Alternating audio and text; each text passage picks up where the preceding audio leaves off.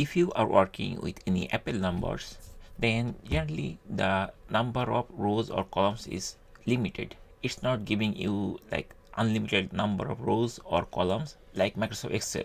So let's see how we can add rows in Apple numbers. To add a row or number of rows or columns, at first we need to click on the table where we want to add.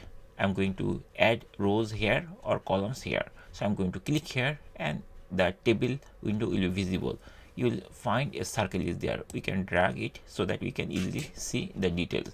To add a row, we can do very quick way. We can click here and a row will be added. See here. So right now our cursor is there on row number 7 and 8. This is the footer of this table. I'm going to click here and see here on row is added just before the footer. So in this way, each click it is creating on row, but this is tedious, right? We cannot add like this way. Like for example, I want to add like 10 more line. Here I have 9 line. I want to add another 9 lines like that.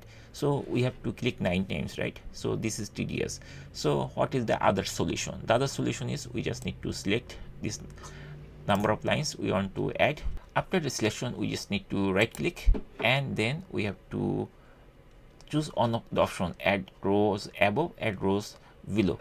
I'm going to add rows after the last row, right? So I'm going to choose this option, add rows below, and you will see another 9 rows has been added. So that's it. In this way, we can easily add number of rows quickly.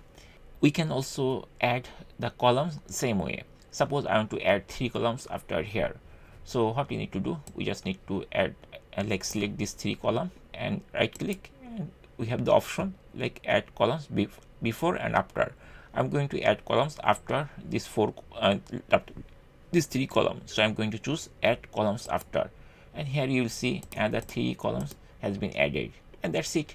In this way we can add rows or columns in Apple numbers.